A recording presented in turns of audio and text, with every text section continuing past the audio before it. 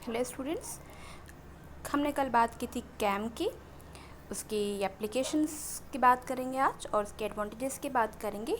आप लोगों को मैंने कैम जिन यूनिट्स पर काम करता है वो पहले ही बताया था। आज हम बात करेंगे एडवांटेजेस ऑफ कैम की। ठीक है, कैम के क्या क्या एडवांटेज है। पहली बात तो कैट के मैंने आप लोगों को एडवांटेजेस बताए थे, जहाँ पर कैट के द्वारा हम लोग बहुत सारे डिज़ाइन टाइम बताते हैं, एक्यूरेसी मेंटेन करते हैं, डिज़ाइन स्पेसिफिकेशन डिसाइड करते हैं and all.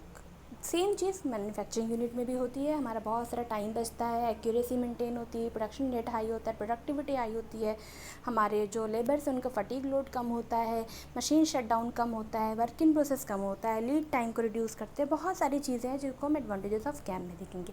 First one is आपको मैंने बताया लीड टाइम। लीड टाइम वो टाइम होता है जिस टाइम पर हम ऑर्डर करते हैं और ऑर्डर करने पर वो सामान जहाँ पर हमने ऑर्डर किया है वहाँ से ऑर्डर रिसीव करने के बाद आप तक वो सामान जब तक पहुँच नहीं जाता, उस पूरे टाइम को हम लीड टाइम कहते हैं। लीड टाइम के अंदर हमें इस टाइम को कम से कम करना हो, क्योंकि अगर ये टाइम बढ़ता जाएगा तो हमारा वेटिंग टाइम जो होगा बहुत ज़्यादा होगा और मशीन हमारी क्या हो जाएंगी, खाली हो जाएंगी। ठीक है, आपको मशीन को खाली नहीं रखना है, क्योंकि आपको हर मशीन पर कुछ ना कुछ बैलेंसिंग करनी है। आपने बैलेंस बना रखा है और हर प्रोडक्शन मैन्युफैक्चरिंग यूनिट के अंदर आपको टाइम टू टाइम वो चीज़ें डिसाइड करनी होती हैं।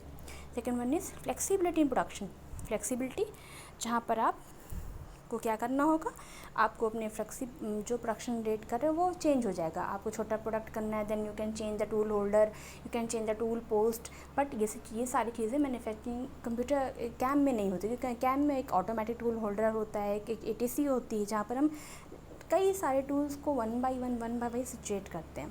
ठीक, थर्ड वन स्क्रैप को कम करना। जब हमारे पास स्पेसिफिक डिज़ाइन डायग्राम होगा, एक्यूरेसी मेंटेन होगी, तो हमारा स्क्रैप अपने आप कम होगा। ठीक, डिज़ाइन प्रोसेस में स्वतंत्रता, फ्रीडम इन डिज़ाइन प्रोसेस। ज़्यादा से ज़्यादा डिज़ाइन प्रोसेस हमारे पास बने हुए क्योंकि हमने कैड का इस्तेमाल किया है। टाइप्स ऑफ ऑटोमेशन, स्वचालन का प्रकार, different types of automations.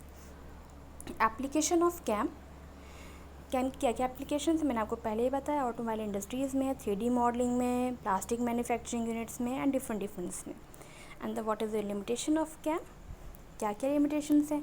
Initial investment बहुत हाई, जैसे आपको बताया कि बहुत ज़्यादा मेहनत करनी पड़ती है हम लोग को चीज़ों के साथ में। ठीक है, तो इसके बाद मैं आप लोग को बताऊंगी सिम ऑपरेशन। कैड कैम की बात तो हो चुकी है हमारे बीच में। लिमिटेशंस बहुत ज़्यादा नहीं है। लिमिटेशन हमारे पास इस तरीके से हैं कि हमें वर्क प्रोसेस थोड़ा सा अगर लीड टाइम बढ़ता है तो प्रोडक्शन यूनिट पर इफ़ेक्ट पड़ता है सीधा।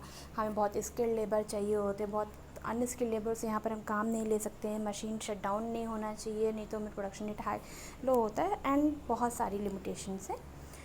तो आज मैंने आप लोगों को बताया कैम के लिए इतना ही। नेक्स्ट लेक्चर में मैं सिम की बात करूँगी। Okay, thank you.